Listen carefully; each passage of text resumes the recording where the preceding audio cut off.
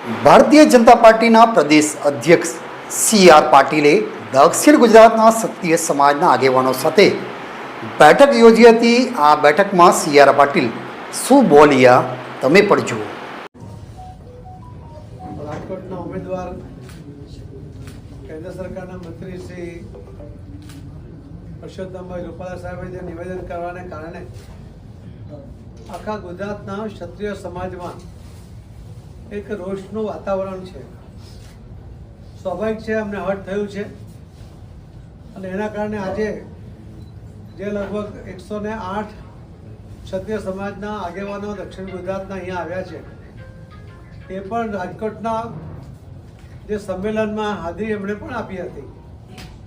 પરંતુ એમનું સ્પષ્ટ માનવું છે કે આ જે જવાબદારી કે જે રોષ છે એમનો રૂપાલા સાહેબની સામે છે. એમનો આદરણીય પ્રધાનમંત્રી શ્રી નરેન્દ્ર મોદી સાહેબ સામે કોઈ પણ પ્રકારનો વાંધો નથી. આ દેશના, આ રાજ્યના કે આ વિસ્તારના વિકાસમાં મોદી સાહેબનું જે યોગદાન છે એને વિસ્તારે પાડી શકાય નહીં. અને એટલા જ માટે એમણે ભારતીય જનતા પાર્ટીની પણ સપોર્ટ કરે છે અને આદરણીય પ્રધાનમંત્રી શ્રી નરેન્દ્ર મોદી સાહેબ માટે પણ એમને ખૂબ સન્માન છે.